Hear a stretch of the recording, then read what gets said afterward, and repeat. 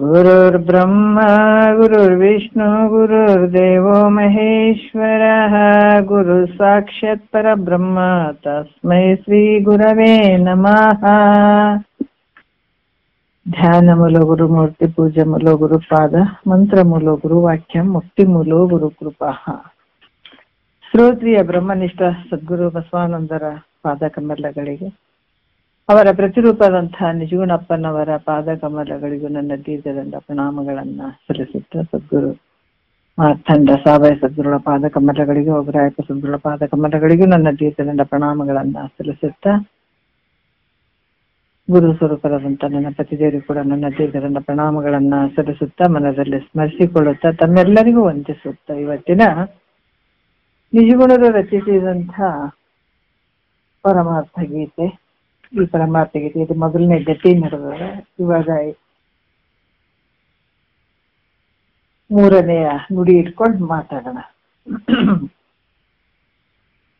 ಶಿಷ್ಯ ಪ್ರಶ್ನೆ ಕೇಳಿದ, ಏನಂತ ಕೇಳಿದ ಮೊದಲನೇ ನುಡಿಯಲ್ಲಿ. ಯಾಕಂದ್ರೆ ಈ ಪ್ರಶ್ನೆಯನ್ನ ಯಾರಿಗೆ ಬರ್ತದಂದ್ರ ಶುದ್ಧ ಅಂತಃಕರಣ ಉಳ್ಳಂಥವನಲ್ಲೇ ಈ ವಿವೇಕ ಜಾಗ್ರ ಆಗ್ತದೆ. ಅಂತ ಒಂದು ಮೋಕ್ಷದ ಅಪೇಕ್ಷೆ ಉಳ್ಳಂತ ಶಿಷ್ಯ ಏನ್ ಮಾಡ್ತಾನ, ಸದ್ಗುರುವಿಗೆ ಶರಣಾಗತನಾಗ್ತಾನ. ಅಪ್ಪ, ನನ್ಗ್ ಬಂದಂತ ದುಃಖ ದೊಡ್ಡದೈತಪ್ಪ, ಇದನ್ನ ನೀನೇ ಪಾರ್ ಮಾಡ. ಯಾಕಂದ್ರೆ ಜಗತ್ತಿನೊಳಗ ಇದರಿಂದ ಪಾರ್ ಮಾಡಂಥವ್ರು ಯಾರು ಇಲ್ಲ, ಈ ದುಃಖದಿಂದ ಪಾರ್ ಮಾಡಂಥವ್ರು ನಿನ್ನನ್ನು ಬಿಟ್ರ. ಅದಕ್ಕೆ ಇಲ್ಲಿ ಸದ್ಗುರುವಿಗೆ ಶಿಷ್ಯನು ಬಂದು ಶರಣಾಗತನಾಗ್ತಾನ. ನನ್ನ ಸ್ವರೂಪ ಏನ್ ತಿಳಿಸಿಕೊಡು. ಇದು ಅಪ್ಪ ಅಮ್ಮ ಇತ್ತಂತ ಹೆಸರು ಐತಪ್ಪ, ನಾನು ಯಾರಿದ್ದೀನಂತ ನನಗೆ ಗೊತ್ತಿಲ್ಲ. ಅದಕ್ಕೆ ಎಲ್ಲಿಂದ ಬಂದೆ, ಎಲ್ಲಿಗೆ ಹೋಗಾತ, ನನ್ನ ಸ್ವರೂಪ ಎಂಥದ್ದು. ಅದಕ್ಕೆ ಶ್ರೀ ಗುರುವಿಗೆ ಶಿಷ್ಯನು ಪಡಮಟ್ಟು ಅಂದ್ರ ಸದ್ಗುರುವಿಗೆ ಶಿಷ್ಯ ಅಲ್ಲಿ ಏನಂದ್ರೆ ಶರಣಾಗತನಾಗುವಂಥದ್ದು. ಆಮೇಲೆ ಭಕ್ತಿಯಿಂದ, ಬಹಳಷ್ಟು ಪ್ರೇಮದಿಂದ, ಭಕ್ತಿಯಿಂದ ಅಲ್ಲಿ ಗುರುವಿಗೆ ಕೇಳುವಂಥದ್ದು, ತನ್ನ ನಿಜ ಸ್ಥಿತಿ ತಾನೇ ಎಂಬುದು, ಮುಂದಿನ ಪರಿಭವ ಎಂತ ಐತೆಂದು. ಇದು ಜನನ ಮರಣ ಹೆಂಗೈತಿ ನನಗ, ಇದು ಹುಟ್ಟುವಂಥದ್ದು ಸಾಯುವಂಥದ್ದು ಎಲ್ಲರಿಗೂ ಗೊತ್ತದಲ್ಲ. ಹುಟ್ಟಿದವ ಸಾಯಲೇಬೇಕು, ಸತ್ತ ಹುಟ್ಟಬೇಕು ಅನ್ನೋದೇ ಐತೆ. ಅದು ಹುಟ್ಟಿದ್ದು ಏನು, ಪ್ರತಿಯೊಂದು ಏನು ಉತ್ಪನ್ನ ಆಗಿದಾವ ಜಗತ್ತಿನೊಳಗ ಒಂದಲ್ಲ ಒಂದ್ಸಲ ಇವು ನಾಶ ಆಗ್ತಾವ, ಏನೇ ಇರ್ಲಿ. ಅದಕ್ಕೆ ಇದರಿಂದ ಪಾರಾಗದ ಹೆಂಗ, ಈ ದುಃಖದಿಂದ ಬಿಡುಗಡೆ ಆಗುವಂಥದ್ದು ಯಾವ ಮಾರ್ಗ ಐತಿ ಅದನ್ನ ನನಗ ತಿಳಿಸ್ರಿ ಅಂತ ಹೇಳಿದಂತ ವಿಚಾರ. ಅವಾಗ ಸದ್ಗುರುನಾಥ ಇಲ್ಲಿ ಎರಡನೇ ನುಡಿಯಲ್ಲಿ ಕೂಡ, ನೀನು ಹೇಳುವಂತ ವಿಚಾರ ಸಾಮಾನ್ಯ ಅಲ್ಪ, ಇದು ಊಹೆಗೆ ಬರದೇ ಇರುವಂತ ಸಂಪತ್ತು ಐತಿದು. ಆದ್ರೆ ಇದು ಮನಸ್ಸಿಗೂ ಗೋಚರ ಅಲ್ಲ, ಇದು ಮಾನಸಕ್ಕೆ ಮತ್ತೆ ವಿಷಯ ಅಲ್ಲ. ಇದು ಏನಾರ ಯಾವ್ದಾರ ಇದ್ರೆ ನಾವು ಇಂಥದ ವಸ್ತುವಿನ ಬಗ್ಗೆ ಹೇಳೋದಾದ್ರೆ ಇದು ಮಾತಿನಿಂದ ಹೇಳ್ಬೋದು, ಮನಸ್ಸಿನಿಂದ ಹೇಳ್ಬೋದು. ಆದ್ರೆ ಇದು ಅದು ಎಲ್ಲ ಮೀರಿದಂತ ವಸ್ತು. ಅದಕ್ಕೆ ಒಂದು ಅನುವಿನಿಂದ ನಿನಗೆ ತಿಳಿಸ್ತೀನಿ ಅಂತ ಇಲ್ಲಿ ಸತ್ಯಂ ಜ್ಞಾನ ಸುಖಾತ್ಮ ಒಂದು ನಿತ್ಯಂ ಪರಿಪೂರ್ಣಂ ತಾನೆಂದು ಅನ್ನುವಂಥ ವಿಚಾರವನ್ನ ಇಲ್ಲಿ ಎರಡನೇ ನುಡಿಯಲ್ಲಿ ನಿನ್ನೆ ವಿಷಯದಲ್ಲಿ ತಿಳಿಸಿ ಮೂರನೇ ನುಡಿಯಿಂದ ನೋಡೋಣ. ಇದಕ್ಕೆ ಗುರುಗಳು ದಾಟಿ ಹಾಕಿದಾಗ ಏನ್ ಹಾಕಿದಾರ ಒಂದ್ ಸ್ವಲ್ಪ ನೋಡೋಣ. ಇದು ಒಂದು ನುಡಿ ನೋಡೋಣ. ನಿಜದೋಳು ಸದಸತ್ತಾಗಿಹ ಶಕ್ತಿ ಅಜೇನಿಸುವುದು ಮಾಯಾ ಶಕ್ತಿ, ಅದುವೇ ಜಗತ್ ಕಾರಣಮಾಗಿಹುದು, ಅದರಿಂ ಪ್ರಕೃತಿ ಎನಿಸಿಕೊಳ್ಳುತ್ತಿಹುದು. ನಾನತ್ವಕ್ಕೆ ಕಾರಣಮಾಗಿ ಹೇಳಿ ನಾನತ್ವಕ್ಕೆ ಕಾರಣಮಾಗಿಹುದು, ಆನಂದಾಚ್ಛಾದಕಮಾಗಿಹುದು, ಸದ್ಭಾವವನಿಲ್ಲೆನಿಸುತ್ತಿಹುದು, ಚಿದ್ಭಾವವನದು ಮುಸುಕಿರುತ್ತಿಹುದು. ಉಳ್ಳ ಬ್ರಹ್ಮವನಿಲ್ಲೆನಿಸುವುದು, ಇಲ್ಲದ ಲೋಕವನುಂಟೆನಿಸುವುದು, ಮಾನ್ಯನೆ ಇದು ನಿನ್ನೆ ನೆಮ್ಮಿಹುದು ಅನ್ಯನ್ನೆತ್ತರ ಮಾಗಿಹುದು ಅನ್ನುವಂತ ಇದು ಮೂರನೆಯ ಒಂದು ನುಡಿಯಲ್ಲಿ ಹೇಳುತ್ತಾರೆ. ಇದು ನಿಜದುಳು ಸದಸತ್ತಾಗಿಹ ಶಕ್ತಿ. ಯಾಕಂದ್ರೆ ಇಲ್ಲಿ ಏನೈತಪ್ಪ ಅಂತ ನಿನ್ನೆ ಒಂದ್ ಸ್ವಲ್ಪ ವಿಚಾರಗಳು ಹೇಳಿದಾರ. ಒಂದೊಂದು ಶಕ್ತಿ ಅದಾವ ನೋಡು ಒಂದೊಂದ್ರಾಗ. ಸದ ಸತ್ತು ಅಂತಂದ್ರೆ ಇದು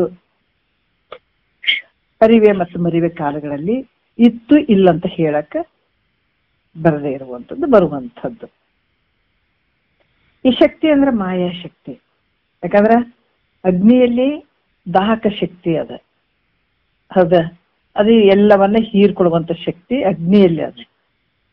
ಮತ್ತೆ ಈ ರೀತಿಯಾಗಿ ಮಣ್ಣಿನಲ್ಲಿ ಕೂಡ ಜಿಗಿ ಶಕ್ತಿ ಅದ, ಅದರಿಂದ ನಾವು ಮಡಿಕೆಗಳು ಅವೆಲ್ಲ ಮಾಡುವಂಥದ್ದು ವಿಚಾರ ಹೇಳಿದ್ರು. ಸಚ್ಚಿದಾನಂದ ಘನ ಸ್ವರೂಪನಾದ ನಿನ್ನಲ್ಲಿ ಒಂದು ಮಾಯಾಶಕ್ತಿ ಐತೆ, ಅದರಿಂದ ಈ ಜಗತ್ತು ತೋರಕತ್ತದ ನೋಡ್ತಾ, ನಾನಾ ವಿಧವಾಗಿ ತೋರಕತ್ತದ, ನಾನಾ ರೀತಿಯಿಂದ. ಹೆಂಗಂದ್ರ ಹೇಳ್ತಾರ ಅವರು, ಮಾಯಾಶಕ್ತಿ ಐತದ. ಯಾಕಂದ್ರ ಅಗ್ನಿಯಲ್ಲಿರುವಂತ ದಾಹಕ ಶಕ್ತಿಯು ಮಣಿಮಂತ್ರ ಔಷಧಗಳ ಪ್ರತಿಬಂಧಕದಿಂದ ಇಲ್ಲಂದ್ರು ಕೆಲವು ಸಲ ಏನಾದ್ರೂ ಒಂದು ಅಲ್ಲಿ ಪ್ರತಿಬಂಧಕ ಇದ್ದಾಗ ಆ ಬೆಂಕಿ ಸ್ವಲ್ಪ ತೋರ್ಲಾರ್ದಂಗೆ ಇರ್ಬೋದು ಉಷ್ಣತೆ. ಆದ್ರ ಅದು ಪ್ರತಿಬಂಧಕ ಅಭಾವದಿಂದ ಉಂಟು ಅಥವಾ ಇಲ್ಲ ಅಂತ ಏರಿಸಿಕೊಳ್ಳುವಂತೆ, ಉಂಟಂತೂ ಅಭಾವದಿಂದ ಏನಾಗ್ತದೆ ಉಂಟೆಂದು ಏಳಿಸಿಕೊಳ್ಳುವಂತೆ ನಿನ್ನಲ್ಲಿರುವ ಮಾಯಾಶಕ್ತಿಯು ಅಜ್ಞಾನ ಮತ್ತು ಜ್ಞಾನ ಅವಸ್ಥೆಗಳಲ್ಲಿ ಅಜ್ಞಾನದಲ್ಲಿ ಐತಿ ಅಂತ ಹೇಳಿಸ್ತದ, ಜ್ಞಾನದಲ್ಲಿ ಇಲ್ಲ ಅಂತ ಹೇಳಿಸ್ಕೊಳುತ್ತೆ. ಎರಡು ರೀತಿಯಿಂದ. ಅರಿವೆ ಕಾಲದಲ್ಲಿ ಮಾಯ ಇಲ್ಲ ಅಂತ ಹೇಳಿಸ್ಕೊಂಡ್ಬಿಡ್ತದ, ಅಲ್ಲಿರೋದೇ ಇಲ್ಲ. ಅದು ಮರಿವೆ ಕಾಲದಲ್ಲಿ ಐತ್ ಅಂತ ಅನಿಸ್ಕೊಳುತ್ತೆ. ಅದಕ್ಕೆ ಈ ಲಕ್ಷಣಾತ್ಮಕದಿಂದ ಕೂಡಿದಂತ ಮಾಯಶಕ್ತಿಯೇ ಅದಕ್ಕೆ ಉತ್ಪತ್ತಿ ಐತ್ ಅಂತ ಹೇಳಕ್ಕಾಗ್ತದನ. ಅದು ಉತ್ಪತ್ತಿ ಇಲ್ಲದ್ರಿಂದ ಅದು ಹೆಂಗ ಅನಿಸ್ತದ, ಅನಾದಿ ಅಂತ ಹೇಳಿಸ್ಕೊಳ್ತದ, ಅದಕ್ಕೆ ಉತ್ಪತ್ತಿ ಇಲ್ಲ. ಮತ್ತೆ ಈ ಮಾಯ ಹೆಂಗ ಐತ ಅಂತಂದ್ರ ಹೇಳ್ತಾರ ಅವ್ರು. ಯಾಕಂದ್ರ ಇಲ್ಲಿ ಹೇಳ್ತಾರೆ, ನಿಜದವ ಸದಸತ್ತಾಗಿ ಶಕ್ತಿ ಅಜನಿಸುವುದಕ್ಕೆ ಮಾಯಾ ಶಕ್ತಿ, ಅದು ಅನಾದಿ ಅಂತ ಹೇಳಿಸ್ಕೊಳ್ಳುವಂಥದ್ದು. ಅದುವೇ ಜಗತ್ ಕಾರಣವಾಗಿ ಹೋದೆ ನೋಡ್ರಿ. ಈ ವಿಚಿತ್ರವಾದ ನಾಮ ರೂಪಾತ್ಮಕ ಜಗತ್ತಿಗೆ ಹೆಂಗಾಗ್ಯದ ಅಂತಂದ್ರ ಕಾರಣ ಆಗ್ಯದ. ನೋಡ್ತೀವಲ್ಲ, ಅಂಡಾಜ, ಯಾವುದು ಉದ್ಬೀಜ, ವೇದಜ, ಅಂಡಾಜ, ಜರಾಯುಜ, ಸಕಲ ಜೀವರಾಶಿಗಳು 84 ಲಕ್ಷ. ಯಾರು ಸ್ವಲ್ಪ ಮ್ಯೂಟ್ ಮಾಡ್ರಿ, ಯಾರ್ದು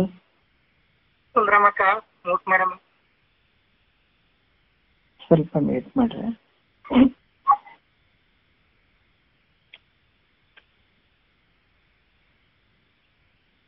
ಆಯ್ತು. ಇಲ್ಲಿ ಏನ್ ಹೇಳ್ತಾರ ಅಂದ್ರ, ಈ ಶಕ್ತಿ ಯಾಕಂದ್ರ ಈ ಮಾಯೆಯಿಂದ ಕೂಡಿರೋದಕ್ಕಾಗಿ ವಿಚಿತ್ರವಾದಂತ ಈ ನಾಮರೂಪಾತ್ಮಕ ಈ ಜಗತ್ತಿಗೆ ಕಾರಣವಾದದ್ದು ಯಾವುದು? ಈ ಪ್ರಕೃತಿ. ಈ ಪ್ರಕೃತಿ ಏನ್ ಆಗ್ಯದಪ್ಪ ಅಂತಂದ್ರ, ಈ ನಾನಾ ಶರೀರಗಳಲ್ಲಿ ನಾನಾ ಶರೀರ ತೋರ್ದಂಗಾಗ್ಯದ. ಯಾಕಂತಂದ್ರ ಈ ಸ್ವೇದಜ, ಉದ್ಬೀಜ, ಸ್ವೇದಜ, ಜರಾಯುಜ, ಅಂಡಜ ಅಂತ ಏನ್ ಶರೀರಗಳಾಗಿರುವಂಥದ್ದು ಅನೇಕ ಶರೀರಾದಿ ಈ ಕಾರ್ಯರೂಪದಿಂದ. ಇದು ಸ್ವಲ್ಪ ಬಂದ್ ಮಾಡ್ರಿ ಸುಂದ್ರಮ್ಮ, ಸ್ವಲ್ಪ ಬಂದ್ ಮಾಡ್ರಿ, ಅದು ಮ್ಯೂಟ್ ಮಾಡ್ರಿ. ಇದು ಏನಾಗ್ತದಂದ್ರೆ ಕಾರ್ಯರೂಪದಿಂದ ಇದು ಈ ಪ್ರಕೃತಿ ಏನಾಗ್ತದೆ ವಿಕಾರ ಹೊಂದುತ್ತಾ ಅನೇಕ ಶರೀರ ರೂಪ ಕಾಣುವಂಥದ್ದು. ಸುಂದ್ರಮ್ಮ ಸ್ವಲ್ಪ ಮ್ಯೂಟ್ ಮಾಡ್ರಿ, ಅದು ಕೇಳಿಸ್ತದ ಸುಂದ್ರಮ್ಮ? ಅನೇಕ ಶರೀರಾದಿ ಈ ಕಾರ್ಯರೂಪದಿಂದ ಇದೇನಾಗ್ತದೆ ಪರಿಣಮಿಸಿ ಅಂದ್ರೆ ವಿಕಾರ ಹೊಂದುವಂಥದ್ದು. ಈ ಜಗತ್ತಿನಾಗ ಏನ್ ನಾನಾ ಭಿನ್ನವಾಗಿ ತೋರ್ತಾವ ಶರೀರಗಳು, ಕಾರ್ಯಗಳು, ಅದ್ರದ್ದು ಮಾಯದ ಕಾರ್ಯಗಳು. ಮುಖ್ಯವಾಗಿರುವಂಥದ್ದು ಪ್ರಕೃತಿ. ಜಗತ್ತಿಗೆ ಕಾರಣವಾದದ್ದು ಯಾವುದು? ಪ್ರಕೃತಿ. ಅದರದ ಒಂದು ಪರಿಣಾಮದಿಂದ ಅದ್ರ ಕಾರ್ಯರೂಪವಾದಂಥದ್ದು ಯಾವುದು ಅಂತಂದ್ರ, ಕಾರ್ಯರೂಪದಿಂದ ಪರಿಣಮಿಸಿ ಸ್ಥೂಲ ಸೂಕ್ಷ್ಮ ಶರೀರಗಳಲ್ಲಿ ಆ ಜ್ಞಾನವನ್ನು ಹುಟ್ಟಿಸುವಂಥದ್ದು ಸ್ಥೂಲ ಸೂಕ್ಷ್ಮ ಶರೀರಗಳು. ಮತ್ತೆ ಅಲ್ಲಿ ಏನಾಗ್ತದಪ್ಪ ಅಂತಂದ್ರ ನಾನು ಅನ್ನುವಂಥ ಅಭಿಮಾನ ಹುಟ್ಟಿಸುವಂಥದ್ದು. ನೋಡ್ರಿ ಅಲ್ಲಿ ಏನಾಗ್ತದ, ನಾನು ಅನ್ನುವಂಥ ಒಂದು ಅಭಿಮಾನವನ್ನು ಉಂಟು ಮಾಡುವಂಥದ್ದು ಯಾವುದು? ಇದೇ ಮಾಯದ ಕೆಲಸ. ಅದಕ್ಕೆ ವಿಕ್ಷೇಪ ಶಕ್ತಿಯಿಂದ ಅನೇಕ ದುಃಖಗಳನ್ನ ಕೊಡುವುದರಿಂದ ಕೂಡ ಹೇಳ್ತಾರೆ. ಯಾಕಂದ್ರೆ ವಿಕ್ಷೇಪ ಶಕ್ತಿ ಏನ್ ಹೇಳ್ತಾರೆ, ನಾನಾತ್ವಕ್ಕೆ ಕಾರಣವಾಗಿಹುದು, ಆನಂದಚ್ಛಾದಕವಾಗಿಹುದು ಅಂತಂದ್ರೆ ಇದೇನಾಗ್ತದ ಅಂತಂದ್ರ ಈ ಒಂದು ಸ್ಥೂಲ ಸೂಕ್ಷ್ಮ ಶರೀರಗಳಲ್ಲಿ ನಾನು ಅನ್ನುವಂತ ಅಭಿಮಾನವನ್ನು ಉಂಟು ಮಾಡಿ ವಿಕ್ಷೇಪ ಶಕ್ತಿ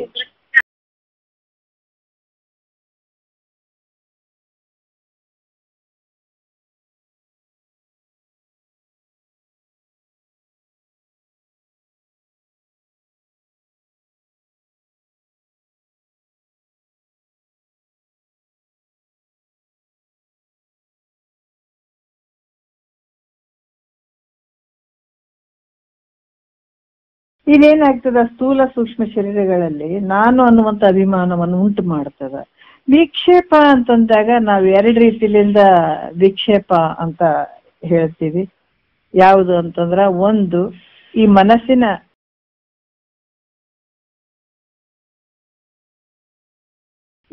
ಈ ವಿಕ್ಷೇಪ ಅನ್ನುವಂಥದ್ದು ಎರಡು ರೀತಿಯಿಂದ ಹೇಳ್ತಾರೆ. ಯಾವುದು ಅಂತಂದ್ರ ಯಾವ್ದು ಹೇಳ್ತಾರೆ ಅಂದ್ರೆ ಮನಸ್ಸಿನ ಒಂದು ಚಂಚಲತೆ ಅನ್ನುವಂಥದ್ದು ಒಂದು. ಆಮೇಲೆ ಈ ಶರೀರ ಸ್ಥೂಲ ಸೂಕ್ಷ್ಮ ಶರೀರದಲ್ಲಿ ತೋರುವಂಥ ಒಂದು ದುಃಖಗಳು. ಯಾಕಂತಂದ್ರೆ ಅಲ್ಲಿ ಕೂಡ ಸ್ಥೂಲ ಮತ್ತೆ ಸೂಕ್ಷ್ಮ ಈ ಶರೀರಗಳ ಒಂದು ಜ್ಞಾನ ಅಂದ್ರೆ ಅದ್ರ ಒಂದು ದುಃಖ, ಅದಕ್ಕೂ ಕೂಡ ವಿಕ್ಷೇಪ ಅಂತ ಹೇಳಿಸ್ಕೊಳುತ್ತೆ.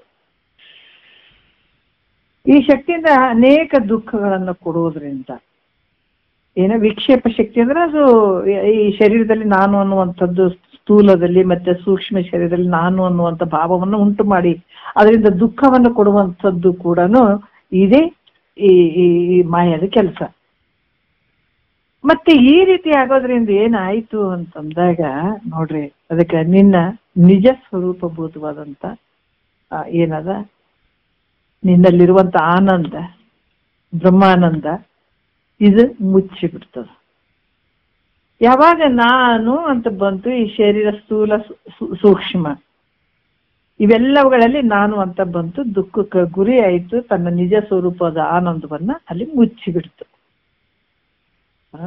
ಅದಕ್ಕೆ ಈ ಒಂದು ದೇಹಾದಿಗಳಿಗಿಂತಲೂ ಇದು ಹೆಂಗಾದ ಮಾಯ ಅಂತ ಅಂದ್ರೆ ಈ ದೇಹಾದಿಗಳಿಗಿಂತ ಭಿನ್ನವಾಗಿ ಇರುವಂಥದ್ದು ಸದ್ರೂಪದಿಂದಿದ್ದ ತನ್ನ ನಿಜವನು ಅಂದ್ರೆ ಇವಕ್ಕ ವಿಲಕ್ಷಣವಾಗಿರುವಂಥದ್ದು ನಿನ್ನ ಸ್ವರೂಪ ಐತೆ. ಇದು ಭಿನ್ನವಾಗ್ಯದ, ದೇಹಾದಿಗಳಿಗಿಂತ ಭಿನ್ನವಾಗ್ಯದ. ಇದು ಈ ರೀತಿ ಸದ್ರೂಪದಿಂದಿದ್ದ ತನ್ನ ನಿಜವನ್ನು ಹೆಂಗ್ ಮಾಡ್ಯದದು ಇಲ್ಲ ಅನ್ಸ್ಬಿಟ್ಟದು. ಅದಕ್ಕೆ ಹೆಂಗ್ ಮಾಡಿದೆ ನೋಡ್ರಿ, ನಮ್ಮ ಒಳಗಡೆ ಇರುವಂತ ಒಂದು ನಿಜ ವಸ್ತುವನ್ನ, ನಿಜವಾದ ಆನಂದವನ್ನ ಇಲ್ಲ ನಂಗೆ ಮಾಡಿಬಿಟ್ಟಿತು ಇದೇ ಮಾಯೆ. ಮಾಯೆ ಮುಸುಕಿ ಬಿಟ್ಟದ. ಅದಕ್ಕಾಗಿ ನಮ್ಗೆ ನಿಜವಾದ ಆನಂದ ಗೊತ್ತಾಗ್ತಾ ಇಲ್ಲ. ಸುಖಕ್ಕೆ ದುಃಖ, ದುಃಖಕ್ಕೆ ಸುಖ ಅನ್ಕೊಂಡು ಭ್ರಮೆಯಿಂದ ಇದು ಅಲ್ದಾಡಕತ್ತಾನೆ ಜೀವಾತ್ಮ.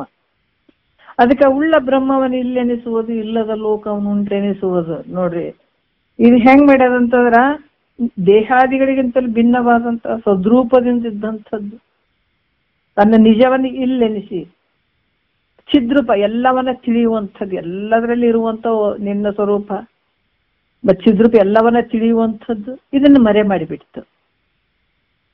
ಯಾಕಂದ್ರ ಎಷ್ಟು ಅಘಟಿತ ನೋಡ್ರಿ ಮಾಯೆ ಅನ್ನುವಂಥದ್ದು ಎಲ್ಲರಿಗೂ ಗೊತ್ತದಲ್ಲ, ನಮ್ಗೆಲ್ಲರಿಗೂ ಗೊತ್ತದ ಈ ಶರೀರ ಒಂದೊಂದ್ಸಲ ನಾಶ ಆಗ್ತದ, ಈ ಜಗತ್ತು ಮಿಥ್ಯೆ ಅದ, ನಾವೇನ್ ಮಾಡಿದ್ರು ಇಲ್ಲ ಅಂತಂದ್ರು ಕೂಡ ಮನಸ್ಸಿನಲ್ಲಿ ಎಲ್ಲ ಸತ್ಯ ಅಂತಾನೆ ಹುಟ್ಟಿಸ್ತದಲ್ಲ. ಇದು ಎಂಥ ಮಾಯೆ ರೀ, ಇದು ದೊಡ್ಡದಿದು. ಅದಕ್ಕೆ ಇಲ್ಲಿ ಕೂಡ ಅವ್ರು ಹೇಳ್ತಾರ, ಎಂದಿಗೂ ನಾಶ ಆಗದೆ ಇರುವಂಥದ್ದು ಒಂದೇ ವಸ್ತು ಅದದು ನಿನ್ನ ಸ್ವರೂಪ, ಯಾವಾಗ್ಲೂ ಇರುವಂಥದ್ದು. ಅಂತ ಒಂದು ಪರಬ್ರಹ್ಮ ಸ್ವರೂಪನಾದಂಥ ತನ್ನನ್ನ ಏನ್ ಮಾಡ್ಯದಿದು ಮಿಥ್ಯೆ ಅನಿಸ್ಬಿಟ್ಟದ್ ನೋಡ್ರಿ. ಇದು ಎಂಥದ್ದು ಮಾಯೆ ಇರ್ಬೋದು ಇದು. ಈ ಮಾಯೆ ಹೆಂಗ್ ಮಾಡ್ಯದಂತಂದ್ರ ಇಲ್ಲ ಅನ್ಸ್ಬಿಡ್ತದೆ.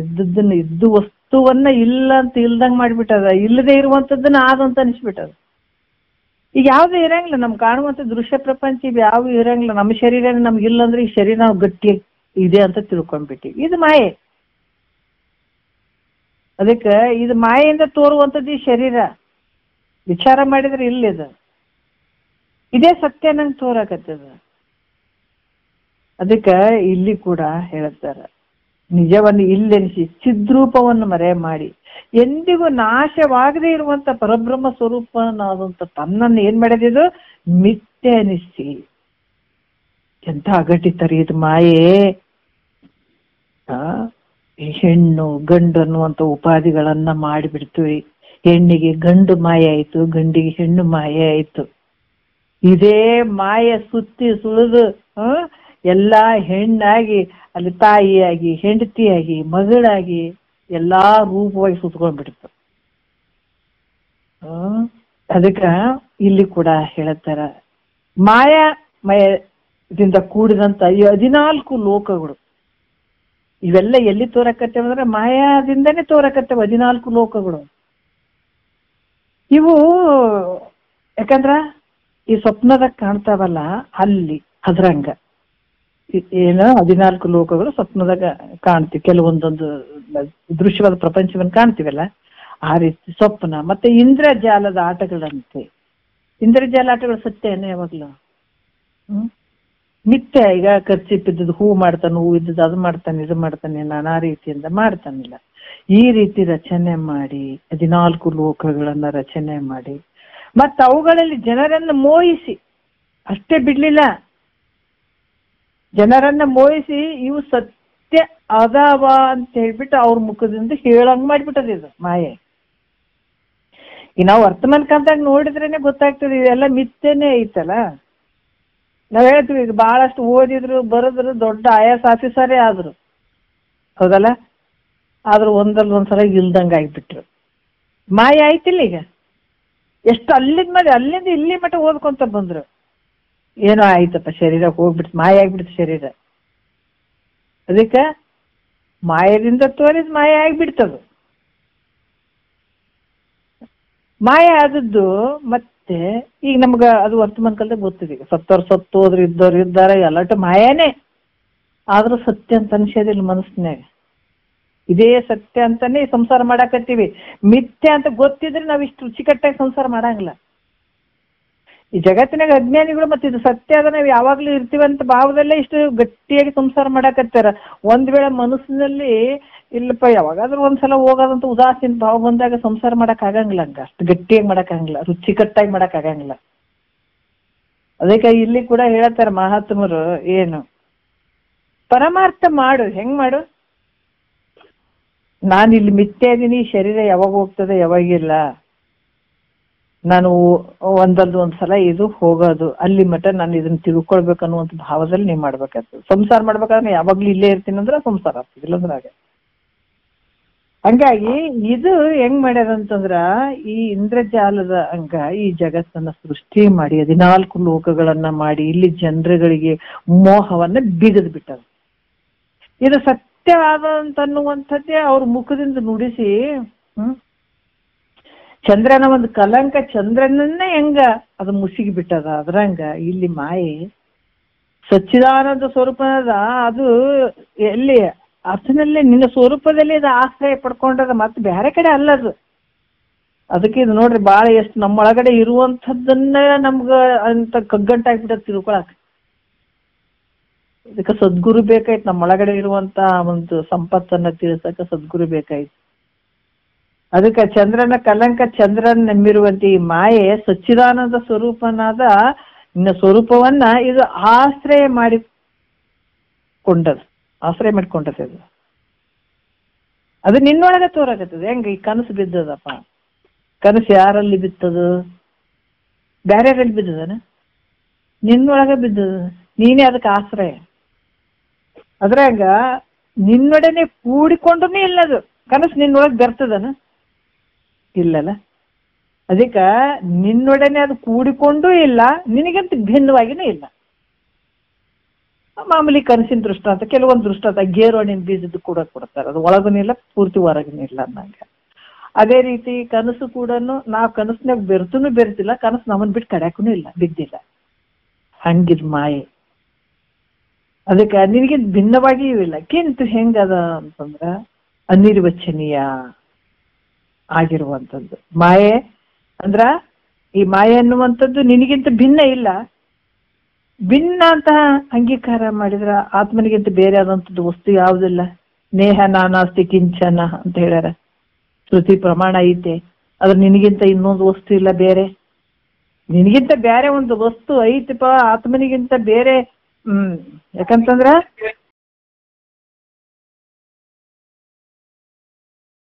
ಹೆಂಗದಂತಂದ್ರ ಭಿನ್ನ ಅಂತ ಅಂಗೀಕಾರ ಮಾಡಿದ್ರ ಈ ಮಾಯೆ ಚೇತನಿಗಿಂತ ಭಿನ್ನ ಇಲ್ಲ. ಯಾಕಂದ್ರ ಭಿನ್ನ ಅಂತ ಅಂಗೀಕಾರ ಮಾಡಿದ್ರ ನೇಹ ನಾನಾಸ್ತಿ ಕಿಂಚನ ಅಂತೇಳಿ ಶ್ರುತಿ ಪ್ರಮಾಣ ಅದ.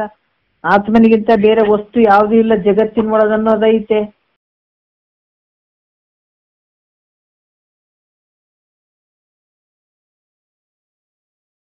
ಯಾಕಂತಂದ್ರ ಆತ್ಮನಿಗಿಂತ ಇಲ್ಲಿ ಭಿನ್ನ ಅಂತ ಅನ್ನೋಕ್ಕೂ ಆಗಂಗಿಲ್ಲ, ಬೇರೆ ಅಂತಾನು ಹೇಳಕ್ ಆಗಂಗಿಲ್ಲ. ಚೈತನ್ಯದೊಡನೆ ಅಭಿನ್ನ ಅನ್ನೋದು ಕೂಡ ಹೇಳಕ್ ಬರಂಗಿಲ್ಲ. ಯಾಕಂದ್ರೆ ಜಡ ಚೇತನಗಳಿಗೆ ಇಲ್ಲಿ ಕೂಡ ಏನ್ ಹೇಳ್ತಾರ, ಅಭೇದ ಎಂದೂ ಆಗೋದಿಲ್ಲ. ಇಲ್ಲಿ ಏನ್ ಹೇಳ್ತಾರ, ಜಡ ಮತ್ತೆ ಚೇತನಗಳಿಗೆ ಅಭೇದ ಆಗಲ್ಲ. ಯಾಕಾಗಲ್ಲ ಅಂತಂದ್ರೆ ಒಂದು ಕತ್ತಲು ಒಂದು ಬೆಳಕಿದ್ದಂಗ. ಇಲ್ಲಿ ಮತ್ತೆ ಈ ಮಾಯೆ ಅನ್ನುವಂಥದ್ದು ನಿನ್ ಬಿಟ್ಟು ಕಡಕಿಲ್ಲ. ಇದಕ್ಕೆ ಬೇರೆ ದೃಷ್ಟಾಂತ ಕೂಡ ಹೇಳಕ್ಕೂ ಆಗಂಗಿಲ್ಲ. ಮತ್ತೆ ಈ ಜಡ ಮತ್ತೆ ಚೇತನಗಳಿಗೆ ಭೇದ ಅಭೇದ ಯಾವ ರೀತಿಲಿಂದನೂ ಆಗಂಗಿಲ್ಲ. ಯಾಕಂದ್ರೆ ಎರಡು ವಿರೋಧ ಧರ್ಮಗಳು, ಮಾಯೆ ಅನ್ನುವಂಥದ್ದು ಮತ್ತೆ ಚೇತನ ಅನ್ನುವಂಥದ್ದು ಒಂದು ಎರಡರಲ್ಲಿ ಎಂದೂ ಕೂಡಂಗಿಲ್ಲ ಅವು. ಮಾಯೆ ಅನ್ನುವಂಥದ್ದು ಕತ್ತಲೆ, ಚೈತನ್ಯ ಅನ್ನುವಂಥದ್ದು ಬೆಳಕು, ಇವೆರಡು ಒಂದಕ್ಕೊಂದು ಸೇರಂಗಿಲ್ಲ. ಯಾಕಂದ್ರ ಕತ್ತಲು ಬಂದ ತಕ್ಷಣ ಬೆಳಕು ನಿವೃತ್ತಿ ಆಗ್ಬಿಡ್ತು, ಹೋಗ್ಬಿಡ್ತದ. ಯಾಕ ಬೆಳಕಿದ್ದಾಗ ಏನಾದ್ರೂ ಕತ್ತಲಿದ್ದಾಗ ಬೆಳಕು ಬಂತಂದ್ರೆ ಕತ್ಲು ಹೋಗ್ಬಿಡ್ತದೆ ತಕ್ಷಣ. ಈ ಕಾರಣದಿಂದ ಭೇದ ಹೇಳಕ್ ಬರಂಗಿಲ್ಲ.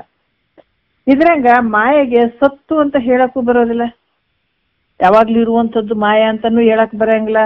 ಯಾಕಂದ್ರೆ ಸತ್ತು ಅಂತ ಮಾಯಾ ಸತ್ತು ಅದಪ್ಪ ಯಾವಾಗ್ಲೂ ಇರ್ತದಂತ ಅಂಗೀಕಾರ ಮಾಡಿದ್ರ ಮತ್ತೆ ಬ್ರಹ್ಮ ಒಂದು ಸತ್ಯ ಆಗ್ತದ, ಮಾಯಾ ಒಂದು ಸತ್ಯ ಆಗ್ತದ, ಹಂಗ ಹೇಳಕ್ ಬರಂಗಿಲ್ಲ. ಹಿಂಗೆರಡು ಸತ್ಯ ಆದವಂತಂದ್ರೆ ಮತ್ತೆ ಅದ್ವೈತ ಶ್ರುತಿ ಪ್ರಮಾಣಗಳಿಗೆ ವಿರೋಧ ಆಗ್ಬಿಡ್ತದ ಅದು. ಅದಕ್ಕೆ ಈ ರೀತಿಯಾಗಿ ಒಂದು ಪಕ್ಷದಲ್ಲಿ ಮಾಯೆ ಅಸತ್ ಅಂತ ಅಂಗೀಕಾರ ಮಾಡಿದ್ರೆ ಅಸತ್ತಾದ ಮಾಯೆ ಜಡ ಜಗತ್ತಿಗೆ ಕಾರಣ ಆಗಂಗಿಲ್ಲ. ಯಾಕಂದ್ರೆ ಅದು ಅಸತ್ತಿನಿಂದ ಕೂಡಿದ ಸತ್ಯ ಅಲ್ಲ ಅಂತ ಹಂಗನ್ನಕ್ಕೂ ಬರಂಗಿಲ್ಲ. ಯಾಕಂದ್ರೆ ಅಸತ್ತಾದ ಮಾಯೆ ಜಗತ್ತಿಗೆ ಹೆಂಗ್ ಕಾರಣ ಆಗ್ತದ? ಸತ್ತಿರದೇ ಇರುವಂತ ಜಡದಿಂದ ಕೂಡಿದಂತ ಈ ಜಡವಾಗಿರುವಂತ ಮಾಯೆ ಜಗತ್ತಿಗೆ ಕಾರಣ ಹೆಂಗಾಗ್ತದ? ಯಾಕಂದ್ರ ಅಸತ್ತಿನಿಂದ ಜಗತ್ತು ಉತ್ಪತ್ತಿ ಆಗಕ್ ಬರಂಗಿಲ್ಲ, ಜಡದಿಂದ ಜಗತ್ತು ಉತ್ಪತ್ತಿ ಆಗಕ್ ಬರಂಗಿಲ್ಲ, ಇದು ಅನ್ನಕ್ಕೂ ಬರಂಗಿಲ್ಲ. ಅದಕ್ಕೆ ಈ ರೀತಿಯಾಗಿ ಏನಂತಾರ, ಅಸತ್ಯ ಎಂಬ ಹೆಸರು ಅಭಾವಕ್ಕೆ ಇರ್ತದ. ಒಂದು ಪಕ್ಷಕ್ಕೆ ಅಭಾವದಿಂದ ನೋಡ್ರಿ, ಯಾಕಂತಂದ್ರೆ ಇಲ್ಲಿ ಬಹಳಷ್ಟು ವಿಚಾರಗಳನ್ನ ಹೇಳ್ತಾ ಇದ್ದಾರೋ. ಸರ್ವ ಪದಾರ್ಥಗಳು ಸರ್ವತ್ರ ಉತ್ಪತ್ತಿ ಆಗ್ತಾ ಇರ್ತಾವ.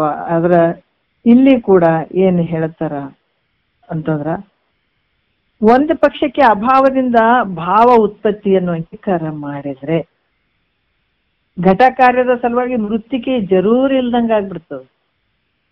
ಹೀಗಾದ್ರೆ ಸರ್ವ ವಸ್ತುಗಳ ಅಭಾವ ಎಲ್ಲ ಕಡೆಗೂ ಇರ್ತದೆ. ಅದರಿಂದ ಸರ್ವ ಪದಾರ್ಥಗಳು ಸರ್ವತ್ರ ಉತ್ಪತ್ತಿ ಆಗ್ಬೇಕಾಗ್ತದೆ. ಈಗಾಗೋದು ಎಲ್ಲೂ ಕಂಡು ಬರಂಗಿಲ್ಲ, ಅದು ಒಪ್ಪಕ್ಕೂ ಆಗಂಗಿಲ್ಲ ಅಂತ ಕೂಡ ಹೇಳುತ್ತಾರೆ. ಮತ್ತು ಅಭಾವದಿಂದ ಭಾವೋತ್ಪತ್ತಿಯೂ ಆಗೋದಿಲ್ಲ. ಇರದೇ ಇರುವಂಥದ್ದನ್ನ ಮಾಡಕ್ಕಾಗ್ತದನಲ್ಲಿ, ಅದು ಅಭಾವ ಇಲ್ಲ. ಇರದೇ ಇರುವಂಥದ್ದು ಭಾವ ಉತ್ಪತ್ತಿ ಆಗ್ತದನಲ್ಲಿ ಅಂದ್ರೆ ಇಲ್ಲ. ಅದರಿಂದ ಮಾಯೆ ಸತ್ತು ಅಲ್ಲ, ಅಸತ್ತು ಅಲ್ಲ. ಯಾಕಂದ್ರೆ ಈ ಮಾಯೆ ಸತ್ತು ಮತ್ತು ಅಸತ್ತು ಎರಡು ರೂಪನೂ ಆಗಂಗಿಲ್ಲ. ಅದು ಆದಂತನೂ ಹೇಳಕ್ ಬರಂಗಿಲ್ಲ, ಇಲ್ಲ ಅಂತನೂ ಹೇಳಕ್ ಬರಂಗಿಲ್ಲ. ಈ ಎರಡು ಧರ್ಮಗಳು ಒಂದ್ರಾಗ ಅದಾವಂತ ಹೇಳಕ್ ಆಗಂಗಿಲ್ಲ. ಈ ಮಾಯೆ ಹೆಂಗದಂತಂದ್ರ ಇದು ಸಾವಯವ ನಿರವಯವ ಅಲ್ಲ. ಸಾವಯವ ಅಂದ್ರೆ ಈ ಕೈ ಕಣ್ಣು ಕಾಲು ಮೂಗಂತ ಈ ಶರೀರಕ್ಕೆ ಅದಾವಲ್ಲ, ಇದು ಸಾವಯವ. ನಿರವಯವ ಅಂದ್ರೆ ಯಾವ ಅವಯವಗಳು ಇಲ್ಲದೆ ಇರುವಂಗ ಆದಂತನೂ ಹೇಳಕ್ ಬರಂಗಿಲ್ಲ. ಇದು ಎರಡೂ ಆಗಂಗಿಲ್ಲ, ಸಾವಯವನೂ ಆಗಂಗಿಲ್ಲ, ನಿರವಯವನೂ ಆಗಂಗಿಲ್ಲ. ಒಂದು ಪಕ್ಷದಲ್ಲಿ ನಾವು ಸಾವಯವ ಅಂತ ಅಂಗೀಕಾರ ಮಾಡಿದ್ರ ಈ ಮಾಯೆಗೆ ಮತ್ತೊಂದು ಕಾರಣ ಆದಂತ ಅಂಗೀಕಾರ ಮಾಡ್ಬೇಕಾಗ್ತದೆ. ಮತ್ತೆ ಇನ್ನೊಂದು ಏನೋ ಆದ ಸಾವಯವ ಅಂದ್ರೆ ಮತ್ತೆ ಇನ್ನೊಂದು ಏನೋ ಕಾರಣ ಆದದಕ್ಕಂತ ಹೇಳ್ಬೇಕಾಗ್ತದೆ. ಯಾಕಂತಂದ್ರ ಇಲ್ಲಿ ಕೂಡ ಅದು ಸಾವಯವನೆಲ್ಲ ನಿರವಯನು ಇರದೇ ಇರುವಂಥದ್ದು. ಸಾವಯವ ಯಾವ ಪದಾರ್ಥ ಅದ ಅದು ಹೆಂಗದಂದ್ರೆ ಯಾವ್ದಾದ್ರು ಒಂದು ಕಾರಣ ಅವಶ್ಯ, ಆ ಕಾರಣದಿಂದ ಅದು ಉತ್ಪನ್ನ ಆಗ್ಯದ ಅಂತ ಹೇಳ್ಬೇಕಾಗ್ತದೆ. ಸಾವಯವದಿಂದ ಕೂಡಿದ ಮಾಯೆ ಅಂತ. ಅದಕ್ಕೆ ಇದು ಸಾವಯವ ಅಂತ ಹೇಳಕ್ಕೂ ಬರಂಗಿಲ್ಲ ಅಂತ ಕೂಡ ಹೇಳ್ತಾರೆ. ಇಲ್ಲಿ ಕೂಡ ಬಹಳಷ್ಟು ವಿಚಾರಗಳನ್ನ ಇಲ್ಲಿ ಹೇಳ್ತಾರೆ. ಯಾಕಂತಂದ್ರೆ ಈ ಮಾಯೆ ಅನ್ನುವಂಥದ್ದು ಮಾಯೆಯಿಂದ ಸಾವಯವ ಜಗತ್ತಿನ ಉತ್ಪತ್ತಿಯನ್ನು ಅಂಗೀಕಾರ ಮಾಡ್ಲಿಕ್ಕೂ ಕೂಡ ಬರಂಗಿಲ್ಲ ಅಂತ ಕೂಡ ಹೇಳ್ತಾರೆ. ಈ ರೀತಿಯಾಗಿ ಇಲ್ಲಿ ಅದರಿಂದ ಮಾಯೆ ಹೆಂಗದ, ಮಾಯೆ ಸ್ವರೂಪ ಹೆಂಗೈತಿ ಅಂದ್ರೆ ಅನಿರ್ವಚನೀಯ. ಯಾವ ರೀತಿಯಿಂದ ಅದನ್ನ ಇದು ಐತಿ ಅಂತ ಹೇಳಕ್ಕೂ ಬರಂಗಿಲ್ಲ, ಇಲ್ಲ ಅಂತ ಹೇಳ್ತಾರೆ. ಅಜ್ಞಾನ ಕಾಲದಲ್ಲಿ ಇದೆ ಅನ್ನುವಂಗಾಗ್ತದೆ, ಜ್ಞಾನ ಕಾಲದಲ್ಲಿ ಇಲ್ಲ ಅನ್ನಂಗಾಗ್ತದೆ. ಇದು ಅನಿರ್ವಚನೀಯ ಅಂತ ನಾವು ನೋಡಿದಾಗ ಕಾಣಿಸ್ತದೆ, ನೋಡದೇ ಇದ್ದಾಗ ಕಾಣಂಗಿಲ್ಲ. ಈ ರೀತಿಯಾಗಿರುವಂಥದಕ್ಕೆ ಅನಿರ್ವಚನೀಯ ಅಂತ ಕೂಡ ಇಲ್ಲಿ ಹೇಳತ್ತಾರ. ಮತ್ತೆ ಈಗ 4ನೇ ನುಡಿ ನೋಡೋಣ, ಏನ್ ಹೇಳ್ತಾರ. ಸಾಕ್ಷರ್ ನಿರ್ಲಕ್ಷಣ ವಾಹ ನೀನು, ಈಕ್ಷಿಸಿ ನಿರ್ಗುಣವಾಗಿಹ ನೀನು.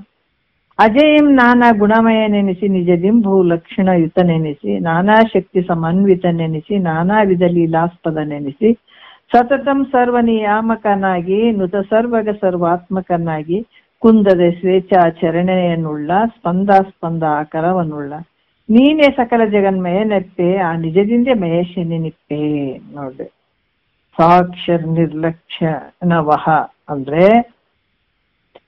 ಈ ಸಾಕ್ಷಾತ್ ಅಂದ್ರೆ ಅನುಭವದಿಂದ, ಪ್ರತ್ಯಕ್ಷದಿಂದ.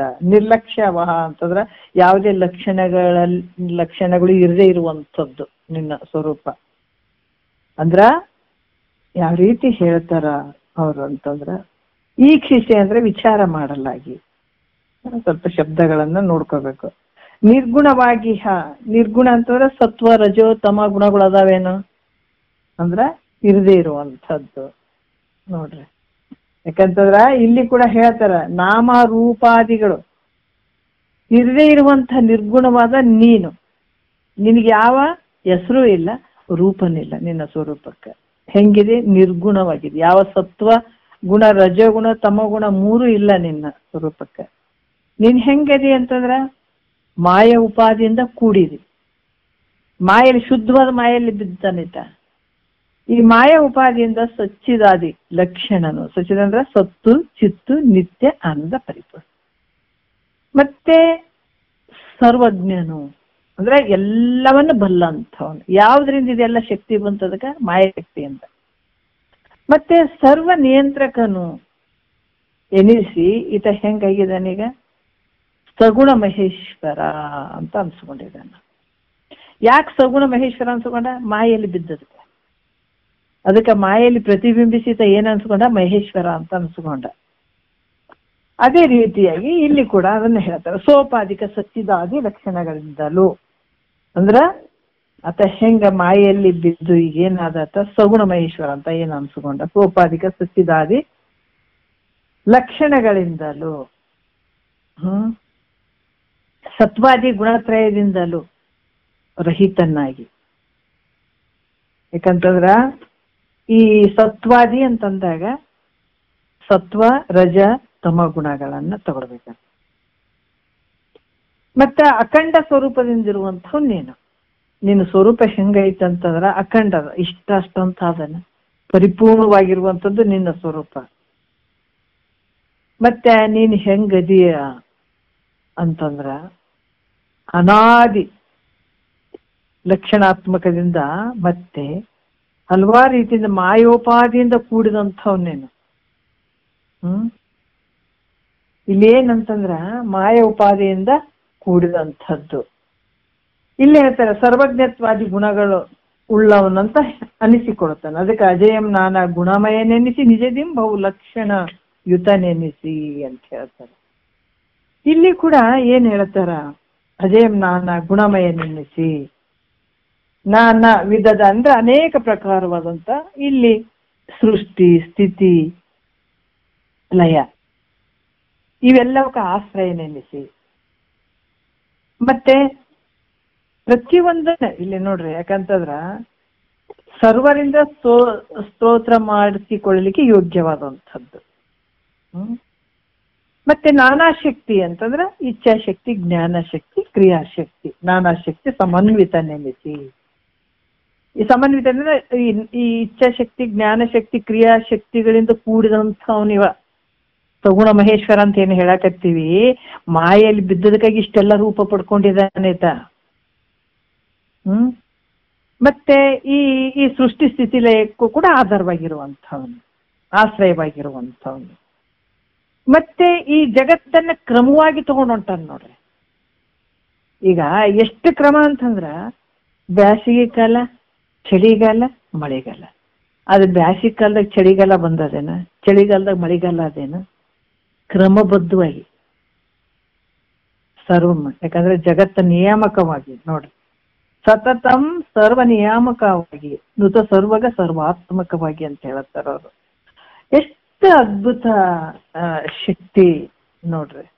ಯಾಕಂತಂದ್ರ ಒಂದು ನೇಮಬದ್ಧವಾಗಿ ಲೌಕಿಕದಲ್ಲಿ ಆದ್ರೂ ಕೂಡ ಈಗ ನಾವು ಶಾಸ್ತ್ರ ಯಾಕೆ ಕ್ರಮಶಾಸ್ತ್ರವನ್ನ ಕೇಳಬೇಕನ್ನುವಂಥದ್ದು ಒಂದು ಕ್ರಮಬದ್ಧ. ಇದು ನಿಜಗೊಂಡ್ರೆ ಕ್ರಮ ತಪ್ಪಿ ನಡೆಯೋದು ನಿಮ್ ಕಷ್ಟ ಮಿನ್ನುಂಟೆ ಅಂತ ಹೇಳ್ತಾರ. ಯಾಕಂದ್ರ ಅದು ಅಕ್ರಮವಾಗಿ ಅದು ಇದು ನೋಡೋದು, ಅದು ಬಿಟ್ಟು ಇದು ಬಿಟ್ಟು ಇದು ಬಿಟ್ಟು ಅದು ಬಿಟ್ಟು ಅಂದ್ರ ಅಲ್ಲಿ ಕ್ರಮ ಇರಂಗಿಲ್ಲ. ಆಮೇಲೆ ಇದು ಹೆಂಗಾಗ್ತದ ಅಂತಂದ್ರೆ ಜಗತ್ತಿನ ಒಳಗ್ ಕೂಡ ಇಂಥ ಸೀಸನ್ದಾಗ ನಾವು ಜೋಳ ಹಾಕಬೇಕು, ಇಂಥದ್ರಾಗ ನಾವು ಬೆಳಿಬೇಕು, ಇಂಥ ಕಾಲದಾಗ ಮಾವಿನ ಹಣ್ಣು ಬರಬೇಕು, ಇಂಥ ಕಾಲದಾಗೆ ಬೇವಿನ ಹಣ್ಣು ಬರಬೇಕು, ಇದು ಹಿಂಗ ಮಾಡ್ಬೇಕು ಅನ್ನುವಂಥದ್ದು ಕ್ರಮಬದ್ಧವಾಗಿ ಮಾಡಿದಾನ ನೋಡ್ರಿ.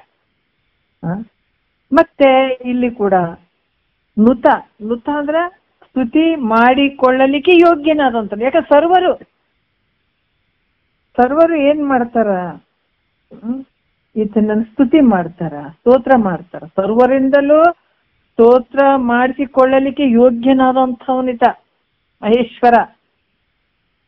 ಮತ್ತೆ ಸರ್ವಗ ಅಂದ್ರ ಪೂರ್ಣನು, ಸರ್ವಾತ್ಮಕನು ಅಂತಂದ್ರ ಚರಾಚರ ಪ್ರಾಣಿಗಳ ಪ್ರತ್ಯೇಕಾತ್ಮ ಸ್ವರೂಪ. ಚರಾಚರ ಅಂತಂದ್ರೆ ಹೇಳ್ತೀವಲ್ಲ, ಪಾಪಾನುಗುಣದಿಂದ ಗಿಡ ಮರ ಕ್ರಿಮಿಗಳ ರೂಪಾಗಿ, ಕೀಟ ಪತಂಗಾದಿಗೆ ಅಪಕ್ಷಿ ಕುಲವಾಗಿ, ಮೃಗಜಾತಿಯಾಗಿ, ಮೇಲೆ ಪಶುರೂಪಾಗಿ ಬಹುಬಾಧೆ ಗಳಿಸಿ. ಯಾಕಂದ್ರೆ ಕರ್ಮಕ್ಕನುಸಾರವಾಗಿ ಶರೀರಗಳು ಬಂದಿದ್ದಾವ. ಆದ್ರ ಇರುವಂಥದ್ದು ಎಲ್ಲರ ಆತ್ಮದಲ್ಲಿರುವಂತ ಪ್ರತ್ಯೇಕಾತ್ಮ ಸ್ವರೂಪದಿಂದ ಇರುವಂತಹವನು ಈತನೇ. ಇದೆಲ್ಲ ಯಾರ ಕಾರ್ಯ ನಡೆದದ ಅಂತಂದ್ರ ಈ ಮಾಯಲ್ಲಿ ಬಿದ್ದು ಈತನ ಕೆಲಸ ನಡೆದದಿಲ್ಲ, ಈಶ್ವರನ ಕೆಲಸ. ಇಂಥ ಕುಂದದೆ ಅಂದ್ರ ಇಲ್ಲಿ ಹೇಳ್ತಾರ ಅನೇಕ ರೀತಿಯಿಂದ ಅನಾದಿ. ಯಾಕಂತಂದ್ರ ಸತ್ತು ಚಿತ್ತು ನಿತ್ಯ ಆನಂದ ಪರಿಪೂರ್ಣದಿಂದ ಯುಕ್ತನಾದಂಥವನಾಗಿರುವಂಥವನು. ಮತ್ತೆ ಇಚ್ಛಾಶಕ್ತಿ, ಜ್ಞಾನಶಕ್ತಿ, ಕ್ರಿಯಾಶಕ್ತಿಗಳಿಂದ ಒಡಗೂಡಿದಂಥವನು. ಮತ್ತೆ ಜಗತ್ತಿನ ಉತ್ಪತ್ತಿ ನಾಶ, ಸ್ಥಿತಿ ಉತ್ಪತ್ತಿ ಸ್ಥಿತಿ ನಾಶ ಇವುಗಳನ್ನು ಮಾಡ್ತಾ ಹೊಂಟಾನಿತ. ಯಾರು? ಈ ಮಹೇಶ್ವರನ ಕೆಲಸಗಳಿವೆಲ್ಲ. ಮತ್ತೆ ಈ ಯಾವಾಗ್ಲೂ ಈ ಚರಚರ ರೂಪವಾದಂತ ಜಗತ್ತನ್ನ ಕುರಿತು ಅದಕ್ಕ ಬಹಳ ಪರಮಾತ್ಮ ಈಗ ಮಹೇಶ್ವರ, ಈಶ್ವರ, ಶಿವ ಯಾಕೆ ಆನಂದವಾಗಿ ಅದಾನ ಈಗ ಅಂತಂದ್ರ ಈ ಕರ್ಮಕ್ಕನುಸಾರವಾಗಿ ಸುಖ ದುಃಖಾದಿ ಭೋಗಗಳನ್ನ ಅವ್ರವ್ರ ಬೆನ್ನಿಗೆ ಹಚ್ಚಿಬಿಟ್ಟಾನ. ಏನ್ ಹೇಳ್ತಾರೆ ಇಲ್ಲಿ? ಕುಂದದೆ ಸ್ವೇಚ್ಛಾಚರಣೆಯನ್ನುಳ್ಳ ಸ್ಪಂದ ಆಕಾರವನ್ನುಳ್ಳ ಅಂತ ಹೇಳ್ತಾರ. ಏನ್ ಹೇಳ್ತಾರ? ಯಾವಾಗ್ಲೂ ಈ ಜಗತ್ತಿನ ಒಂದು ಉತ್ಪತ್ತಿ ಮಾಡುವಂಥದ್ದು ಮತ್ತೆ ಸ್ಥಿತಿ ಲಯ ಮಾಡುವಂಥದ್ದು ಕೆಲಸ ಇವೆಲ್ಲ ಅದಕ್ಕೆ ಆಟ, ಇವೆಲ್ಲ ಈ ಶಿವನಿಗೆ. ಅದು ಯಾವಾಗ್ಲೂ ಈ ಚರಾಚರ ರೂಪ ಜಗತ್ತನ್ನ ಕುರಿತು ಪ್ರತಿಯೊಂದು ಸಕಲ ಜೀವರಾಶಿಗಳು ಇವತ್ತು ನಮ್ ಕಣ್ಣಿಗೆ ತೋರಕತ್ತೇವ ಅಂದ್ರೆ ಎದರಿಂದ ತೋರಕತ್ತೇವ ಅಂತಂದ್ರೆ ಅವ್ರವ್ರ ಕರ್ಮಕ್ಕನುಸಾರವಾಗಿ ಈ ಶರೀರ ಅನ್ನುವಂಥ ಉಪಾಧಿಗಳು ಬಂದಿದಾವ. ಪರಮಾತ್ಮನಿಗೆ ಏನಾರ ಭೇದ ಭಾವ ಐತೇನ? ಪಾಪ ಇವೆಲ್ಲ ಪ್ರಾಣಿ ಪಕ್ಷಿಗಳಿಗಿಂತ ಶರೀರ ಕೊಡ್ಬೇಕು, ಇದಕ್ ಮನುಷ್ಯನ ಶರೀರ ಕೊಡ್ಬೇಕಂತ ಇಲ್ಲ. ನಾವ್ ಮಾಡಿದ್ದು ಏನೇನ್ ಕರ್ಮಗಳದಾವ, ಕರ್ಮಕ್ಕನುಸಾರವಾಗಿ ಈ ಶರೀರ ಬಂದ. ಅದಕ್ಕೆ ಈ ರೀತಿ ಆ ಕರ್ಮಕ್ಕನುಸಾರವಾಗಿ ಶರೀರ, ಆ ಒಂದು ಕರ್ಮಕ್ಕನುಸಾರವಾಗಿ ಸುಖ ದುಃಖಗಳು ಅವ್ರು ಅನುಭವಿಸ್ಬೇಕಾಗಿ ಅದ ಸುಖ ದುಃಖಾದಿ ಭೋಗಗಳನ್ನ ಉಂಟು ಮಾಡ್ತಾ ಇದು ಹೆಂಗದನ ಸರ್ವಂತರ್ಯಾಮಿ ಅದಾನ, ಎಲ್ಲರಲ್ಲಿ ಇದ್ದಂತ. ಮತ್ತೆ ಎಲ್ಲಾ ಭೋಗಗಳನ್ನು ಕೊಡುವಂತನೇ ಈ ಜಗತ್ತನ್ನು, ಈ ಜಗತ್ತು ಕಾಣುವಂಗ್ ಮಾಡ್ಯಾನ. 14 ಲೋಕಗಳು ಇದರಿಂದನೇ ನಡೆದಾವ. ಅದಕ್ಕೆ ಇಲ್ಲಿ ಕೂಡ ಏನ್ ಹೇಳ್ತಾರ, ಇಚ್ಛಾಶಕ್ತಿ, ಕ್ರಿಯಾಶಕ್ತಿ, ಜ್ಞಾನಶಕ್ತಿ ಜಗತ್ತಿನ ಸೃಷ್ಟಿ ಸ್ಥಿತಿ ಲಯ ಮಾಡಕತ್ತಾನ. ಕರ್ಮಕ್ಕನುಸಾರ ಸುಖ ಭೋಗಗಳನ್ನ ಕೊಡ್ತಾ ಇದ್ದಾನ. ಸರ್ವಂತರ್ಯಾಮಿ ಅದನ್ನೇ ಅದನ್. ಮತ್ತೆ ಸಕಲ ಪ್ರಾಣಿ ಪಕ್ಷಿಗಳಲ್ಲಿ, ಸಕಲ ಜೀವರಾಶಿಗಳಲ್ಲಿ ಪ್ರತ್ಯೇಕಾತ್ಮ ಸ್ವರೂಪದಿಂದನೇ ಅದನ್. ಮತ್ತೆ ಎಲ್ಲರಲ್ಲಿ ಇರುವಂತಹವನ ಆತನೇ. ಆದ್ರೆ ಆತ ಮಾತ್ರ ಅವ್ರವ್ರ ಕರ್ಮ ಸುಖ ದುಃಖಾದಿಗಳಿಗೆ ಏನು ಬೆರ್ತಿಲ್ಲ. ಎಲ್ಲಕ್ಕೂ ಆಶ್ರಯವಾಗಿರುವಂತವನು ಆತನೇ, ಆತನಲ್ಲೇ ನಡೆದದ. ಆದ್ರೆ ಆತ ಮಾತ್ರ ಅದ್ರಾಗ ಬೆರ್ತಿಲ್ಲ. ಎಷ್ಟು ಅದ್ಭುತ ಐತನ್ರಿ. ಮತ್ತೆ ಇಷ್ಟೆಲ್ಲವೇ ಇಲ್ಲಿ ಕೂಡ ಏನ್ ಹೇಳ್ತಾರ, ಸ್ಪಂದ ಆಕಾರವನ್ನುಳ್ಳ, ಕುಂದದೆ ಸ್ವೇಚ್ಛಾಚರಣೆಯನ್ನುಳ್ಳ, ಸ್ಪಂದ ಆಕಾರವನ್ನುಳ್ಳ ಅಂತ ಹೇಳ್ತಾರೆ. ಕುಂದದೆ ಅಂದ್ರೆ ಕಡಿಮೆಯಾಗದೆ, ತನ್ನಿಚ್ಛೆ ಬಂದ ಹಾಗೆ ಅನೇಕ ತರಹದ ಲೀಲೆಗಳ ಉಳ್ಳಂಥ, ಹಲವಾರು ರೀತಿಯಿಂದ ತನ್ನ ಇಚ್ಛೆಯಿಂದ ಈ ಜಗತ್ತು ನಾನಾ ಭಿನ್ನವಾಗಿ ತೋರ್ತದ. ಒಂದಲ್ಲ ಎರಡಲ್ಲ, ವಿಚಿತ್ರ ಜಗತ್ತು ಪ್ರಪಂಚ ಕಾಣುವಂಥದ್ದು, ಅನೇಕ ಲೀಲೆಗಳಿಂದ ಕೂಡಿದಂಥದ್ದು. ಮತ್ ಸ್ಪಂದ ಅಂತಂದ್ರ ಇಲ್ಲಿ ಚೇತನ ಮತ್ತು ಅಚೇತನ ರೂಪಗಳು ಕಾಣಿಸ್ತಾವ, ತೋರ್ತಾವ. ಎಷ್ಟು ವಿಚಿತ್ರ ಪ್ರಪಂಚ ಐತೆ. ಅದಕ್ಕೆ ಬ್ರಹ್ಮಾಂಡ ಇದು ಪಿಂಡಾಂಡ. ಈ ಪಿಂಡಾಂಡದೊಳಗಡೆ ಇರುವಂಥದ್ದು ಬ್ರಹ್ಮಾಂಡದಲ್ಲ ಐತೆ. ಇದು ನೋಡ್ರಿ, ಶರೀರ ನೋಡ್ರಿ ಎಂಥ ಒಂದು ಅದ್ಭುತವಾಗಿ ಇದು ಯಾರನ್ನ ಮಾಡ್ಯಾರ ಅನ್ನೋದು. ಅದಕ್ಕೆ ತನುವಿದ ಉಳಿದಿಂದ್ರ ಜಾಲದ ಆಟಗಳು ಉಂಟೆ ಅಂತ ಹೇಳ್ತಾರೆ. ಶರೀರ ಎಷ್ಟು ಅಂದವಾಗಿ ಬಂದಂಥದ್ದು. ಇದರಲ್ಲಿ ಮಾಡುವಂತ ವ್ಯವಹಾರ, ಸಕಲ ಜೀವರಾಶಿಗಳಿಗೆ ಯಾರನ್ನ ಬಟನ್ ಒತ್ತಿ ಬಿಡ್ತೀವಿ ವ್ಯವಹಾರ ಮಾಡ್ಲಿ ಅಂತೇಳಿ ಇಲ್ಲ. ಯಾಕಂದ್ರ ಈ ಎಲ್ಲ ವ್ಯವಹಾರ ಏನು ಮಾಡ್ತವೆ ಸಕಲ ಪ್ರಾಣಿಗಳಲ್ಲಿ ಪ್ರತ್ಯೇಕಾತ್ಮ ಸ್ವರೂಪವಾಗಿಯೂ ಶಿವನೇ ಅದಾನೆ, ಎಲ್ಲರ ಒಂದು ಶರೀರದಲ್ಲಿ ಇರುವಂಥವನು. ಮತ್ತೆ ಇಷ್ಟ ಅಲ್ಲದೆ ತಮಗಿಚ್ಛೆಗೆ ಬಂದ ಹಾಗೆ ವರ್ತನೆ ಮಾಡ್ತಾ ಇರುವಂತಹ ಈ ಸ್ಥಾವರ ಜಂಗಮ ರೂಪುಳ್ಳ ಜಗತ್ತೇನದ, ಈ ಜಗತ್ತೆಲ್ಲ ನಿನ್ನಿಂದನೇ ಆಗಿದೆ, ನೀನೇ ನಿನ್ ರೂಪನೇ ಅದೆಲ್ಲ. ಎಷ್ಟು ಅದ್ಭುತ ಅಲ್ಲ. ಆದ್ರ ಇದು ಆ ಜಾಗದಲ್ಲಿ ನಿಂತು ನೋಡಿದಾಗ ಬಹಳಷ್ಟು ಆನಂದ ಆಗ್ತದೆ. ಅಲ್ಲಿಗೆ ಹೋಗ್ಬೇಕು. ಆ ಸ್ವರೂಪದಲ್ಲಿ ನೋಡಿದಾಗ ಮತ್ತದು ನಿನ್ನ ಬಿಟ್ಟು ಕಡಕಿಲ್ಲ, ಇದೊಂದು ತಿಳ್ಕೊಬೇಕು. ಶಿವನು ನಿನ್ನ ಬಿಟ್ಟು ಕಡಕಿಲ್ಲ, ಈ ಮಾಯನ್ ನಿನ್ ಬಿಟ್ಟು ಕಡಕಿಲ್ಲ. ಯಾಕಂದ್ರೆ ಶಿವ ಇಲ್ಲೇನಾಗಿದೆ, ಮಾಯ ಉಪಾಧಿಯಿಂದ ಈ ಕಲರ್ ಭಿನ್ನವಾದಂಥ ಇವೆಲ್ಲ ತೋರಾಕತ್ತೇವ. ಆದ್ರ ಇಷ್ಟಲ್ಲದೆ ತನ್ನ ಇಚ್ಛೆಗೆ ಬಂದ ಹಾಗೆ ವರ್ತನೆ ಮಾಡ್ತಾ ಇರುವಂಥ ಯಾವುದು ಸ್ಥಾವರ ಮತ್ತೆ ಜಂಗಮ. ಸ್ಥಾವರ ಅಂದ್ರೆ ಈ ಗಿಡ ಮರಗಳು ಇವೆಲ್ಲ ನಿಂತಲ್ಲೇ ನಿಂದ್ರಂಥವು. ಜಂಗಮ ಅಂದ್ರೆ ತಿರುಗಾಡುವಂಥ ಜೀವಿಗಳು. ಈ ಜಗತ್ತೆಲ್ಲ ಇಷ್ಟೆಲ್ಲ ಏನಂದ್ರ ಏನ್ ತಿರುಗಾಡಕತ್ತವಲ್ಲ ಸರ್ವ ಜಗತ್ತಿನಲ್ಲಿ ಆಕಾರವನ್ನುಳ್ಳ. ಯಾಕಂತಾರ ನೀನೇ ಇದೆಲ್ಲವನ್ನ ಈಗ ಸ್ವೇಚ್ಛಾಚರಣೆಯುಳ್ಳಂತ, ನಿತ್ಯ ಬಂದ ಹಾಗೆ ಅನೇಕ ಲೀಲೆಗಳು ಉಳ್ಳಂತ ಚೇತನ ಮತ್ತು ಅಚೇತನ, ಚೇತನವಾಗಿರುವಂಥವು ಮತ್ತು ಅಚೇತನ ಜಡವಾಗಿರುವಂಥವು ಈ ರೂಪಗಳಿಂದ ಇವೆಲ್ಲ ಮಾಯೋಪಾಧಿ ಯುಕ್ತನಾದವನೇ ಈ ಜಗತ್ತಿನ ಸರ್ವ ಜಗತ್ತಿನ ಸ್ವರೂಪ. ನಿನ್ನ ಸ್ವರೂಪನೇ ಇವೆಲ್ಲ ಆಕಾರ ನಿನ್ನೊಳಗ ತೋರ್ತಾವ. ಆ ಸ್ವರೂಪ ನೀನೇ ಇದೆ. ಅದಕ್ಕ ಇಷ್ಟೆಲ್ಲ ಜಗತ್ತೆಲ್ಲ ನೀನೇ. ಎಷ್ಟು ಅದ್ಭುತ ನೋಡ್ರಿ, ಬಹಳ ಅದ್ಭುತ ಅದ. ಅದರಿಂದ ನೀನ್ ಹೆಂಗ್ ಅನ್ಸ್ಕೊಂಡಿ, ಮಹೇಶ್ವರ ಅಂತ ಅನ್ಸ್ಕೊಂಡಿದಿ. ಯಾಕೆ ಮಹೇಶ್ವರ ಅಂತ ಅನ್ಸ್ಕೊಂಡಿ?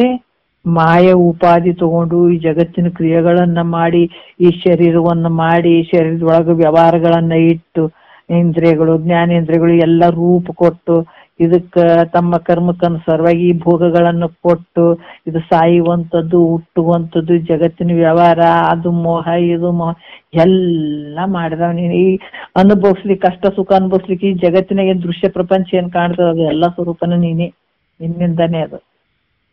ಅದಕ್ಕ ಈ ಜಂಗಮ ರೂಪವುಳ್ಳ ಜಗತ್ತೆಲ್ಲ ನೀನೇ ಆಗಿರುವೆ, ಅದರಿಂದ ನೀನ್ ಹೆಂಗೆ ಮಹೇಶ್ವರ ಅಂತ ಅನ್ಸ್ಕೊಳಕತ್ತಿ ಅಂತ ಹೇಳ್ತಾರ ಅವ್ರು.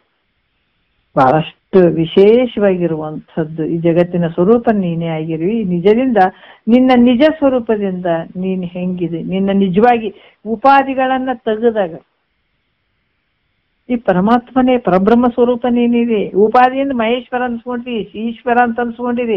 ಈ ಜಗತ್ತು ಯಾರಿಂದಾಗ್ಯದ ಅಂದ್ರೆ ಈಶ್ವರನಿಂದಾಗ್ಯದ,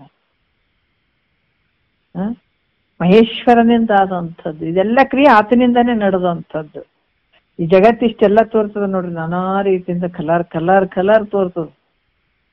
ಆದ್ರೆ ಈ ಸೂಕ್ಷ್ಮ ಶರೀರ ಮತ್ತೆ ಈ ಇದು ಸ್ಥೂಲ ಶರೀರ, ಇದರಲ್ಲಿ ನಾನು ಅನ್ನುವಂಥದ್ದು ಈ ಪ್ರತಿ ಒಂದು ಈ ಜಗತ್ತಿನ ಒಂದು ಸ್ವರೂಪನೇ ನೀನಾಗಿದೆ. ಅದರಿಂದ ನೀನ್ ಹೆಂಗಿದೆ ಅಂತಂದ್ರೆ ಮಹೇಶ್ವರ ಅಂತ ಹೇಳಿಸ್ಕೊಡ್ತಿದೆಪ್ಪ. ಮಹೇಶ್ವರ ಅಂದ್ರೆ ಪರಮೇಶ್ವರ, ನಿನ್ನ ನಿಜ ರೂಪದಿಂದ ಪರಮೇಶ್ವರನು ನೀನು. ಯಾಕಂದ್ರೆ ಮಾಯೆಯಲ್ಲಿ ಬಿದ್ದದಕ್ಕೆ ಮಹೇಶ್ವರ ಅನ್ಸ್ಕೊಂಡಿದಿ, ಅದಕ್ಕೆ ಇಷ್ಟೆಲ್ಲ ಕೆಲಸ ನಡೆದಿ. ಮಾಯೆ ನಿನಗೆ ಜೊತೆ ಇರ್ಲಿಲ್ಲ ಅಂದ್ರೆ ನೀನ್ ಪರಬ್ರಹ್ಮ ಸ್ವರೂಪನೇ. ನಿನ್ಗೇನು ಈ ಜಗತ್ತಿನ ಸೃಷ್ಟಿ ಪಸ್ತಿ ಏನೇನಿಲ್ಲ, ನಿನಗ್ ಮಾತ್ರ ಪ್ಯೂರ್ ಚಿನ್ನ.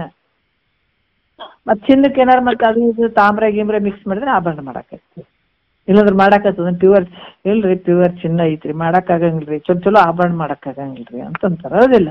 ಅದಕ್ಕೇನಾರು ಮಿಕ್ಸ್ ಮಾಡಿದಾಗ ಆಭರಣಗಳು ಮಾಡಕ್. ಅದ್ರಂಗ ಶುದ್ಧವಾದ ಪರಮಾತ್ಮ ಅತ್ತಿಗೆ ಏನಿಲ್ಲ, ಯಾವ ಸಂಬಂಧ ಇಲ್ಲಿದು. ಆದ್ರ ಇಲ್ಲಿ ಮಾಯಾ ಒಂದು ಸೇರಿಬಿಡ್ತು. ಮಾಯೆಯಲ್ಲಿ ಪ್ರತಿಬಿಂಬಿಸಿದಾಗ ಈ ಪ್ರತಿಬಿಂಬಿತವಾದಂತ ಈ ಮಾಯಿಂದ ಒಡಗೂಡಿ ಪ್ರತಿಬಿಂಬಿತವಾದಂತ ಈ ಜಗತ್ತು ತೋರ್ದಂಗ ಆಗತ್ತೆ. ವಿಚಾರ ಮಾಡಿದ್ರೆ ಇಲ್ಲ, ಮಹೇಶ್ವರ ಅಂತ ಇದಕ್ಕೆಲ್ಲ ಸೃಷ್ಟಿ ಮಾಡಿ ಇದನ್ನೆಲ್ಲ ಮಾಡುವಂಥವ್ನ ಯಾರಪ್ಪ ಅಂದ್ರೆ ನೀನೇ ಮಹೇಶ್ವರ ಅಂತ ಅನ್ಸ್ಕೊಂಡಿದೀವಿ ಅಂತ ಇಲ್ಲಿ ಹೇಳ್ತಾರ.